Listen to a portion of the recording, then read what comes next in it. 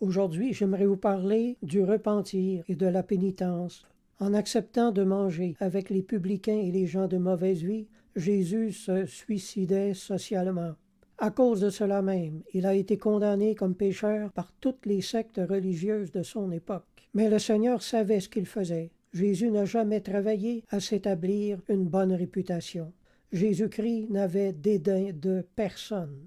Il a dit lui-même, « Le Fils de l'homme est venu chercher et sauver ce qui était perdu ou ce qui était pourri. » La Bible dit, « Car Dieu a tant aimé le monde qu'il a donné son Fils unique, afin que quiconque croit en lui ne périsse point, mais qu'il ait la vie éternelle. » Quand la femme pécheresse est venue pleurer aux pieds de Jésus, elle s'attendait à être repoussée, mais elle était vraiment repentante. Pour toucher le cœur de Dieu et obtenir son pardon, elle a fait un geste désespéré. Elle a pris un flacon de parfum de nard de grand prix, qui correspondait à 1 année de salaire, dit-on. Elle l'a prise et l'a brisée et a tout versé sur la tête et les pieds de Jésus. Au IIe siècle, Tertullien a commenté ce passage de l'Évangile en disant « Quand Madeleine vient pour oindre les pieds de son maître, elle ne débouche pas le flacon, elle le brise. Pour elle, il n'y en aura plus jamais. Avouer les fautes commises allège autant que les dissimuler appesantit le cœur. Nous confessons au Seigneur notre péché, non parce qu'il les ignore, mais par l'aveu, il reçoit une satisfaction. Dans l'aveu apparaît le sentiment de pénitence par laquelle Dieu est apaisé. » Fin de citation. Se repentir, c'est recommencer sa vie. Le Christ est la main tendue de Dieu. Détournons-nous du mal, laissons-nous laver gratuitement par le sang du Christ et recevons son pardon. Dieu fera grâce à tous ceux qui la demanderont.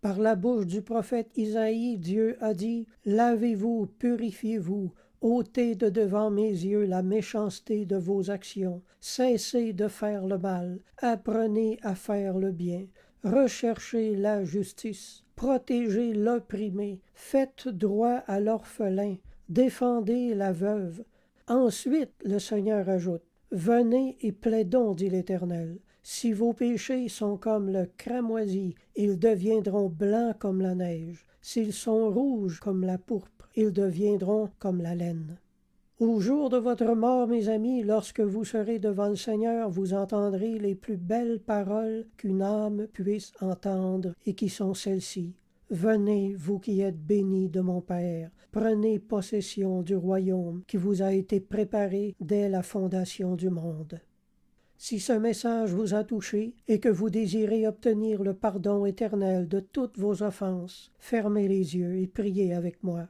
Mon Dieu, je suis cette pécheresse et ce pécheur. Je veux que ma vie soit lavée et purifiée de toute iniquité. Je veux entrer dans ton amour et dans ton royaume. J'accepte aujourd'hui le Christ comme sauveur et rédempteur.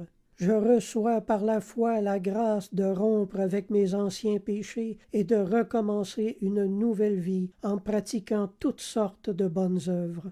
Amen. Je vous encourage à vous procurer un Nouveau Testament et à retourner à l'Église. Si vous avez des questions, mon adresse courriel est jocelyn041@hotmail.fr. Alors je vous dis à la prochaine, gardez la foi et la foi vous gardera.